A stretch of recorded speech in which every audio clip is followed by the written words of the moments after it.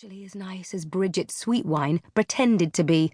Never trust anyone without an obvious ulterior motive, unless they're a garbage collector.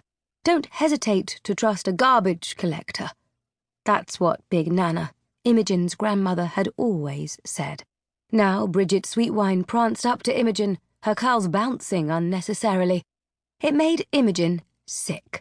Mentally, she drafted an email to her clique. Keep conditioner use to a minimum.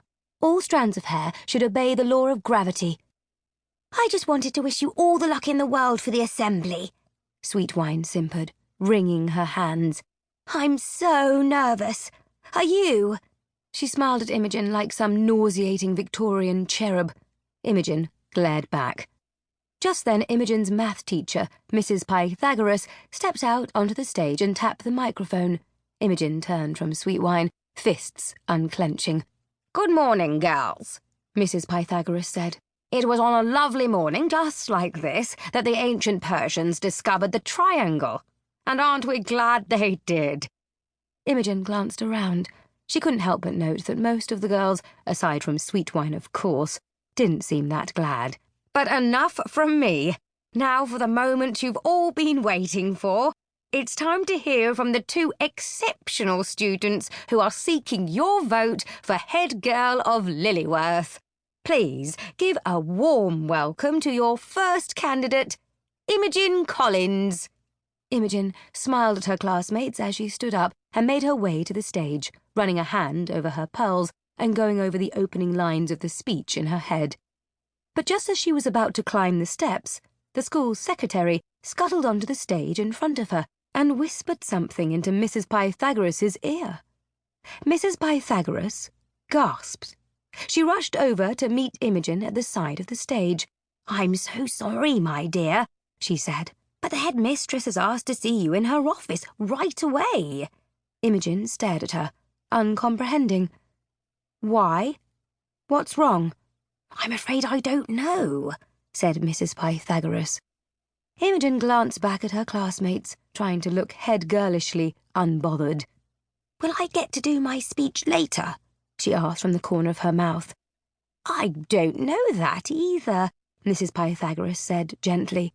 But I'm sure that, like a particularly tricky quadratic equation, we'll find the answer eventually. That wasn't very comforting. Imogen felt her lips drop into a frown and then recovered, waved breezily at the audience, and stepped down from the stage. This is all very strange. She had never been to Miss Grunner's office before. No one went to Miss Grunner's office unless they were in deep trouble, and Imogen was never in deep trouble. Not even shallow trouble. She made sure of that. Imogen walked back through the audience to the hallway, trying to ignore her friend's curious eyes. She kept her smile pasted on, but as soon as she escaped to the hallway, it collapsed into a scowl. She felt sick with nerves. Taking a deep breath, Imogen walked the short distance to the main office, walked past the secretary's desk, and knocked on Miss Grunner's door. "Come in," called the headmistress. Imogen pushed the door open. Miss Grunner pushed her glasses onto her nose and looked up from her desk. She was frowning, as usual, and her dark hair pulled back into a bun so tight that it gave Imogen a headache just looking at it. She was wearing an itchy-looking cardigan in an alarming shade of green. "Sit down," Miss Grunner said. Imogen stepped inside, closed the door behind her, and sat down. "I am sorry to have to tell you this," said Miss Grunner, "but you have been expelled from Lillyworth Ladies' College." Imogen blinked. I must be hallucinating. She should have known better than to eat spicy food on the night before the big speech. It never agreed with her. Imogen shook her head. "Excuse me," she said.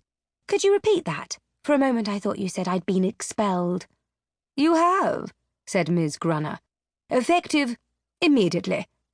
This was feeling all too real. "But you can't expel me," cried Imogen, panic rising up inside her. "I think you'll find I can," said Miss Grunner, pitiless, just as she would be if this were actually happening. "I'm the best student in the whole school."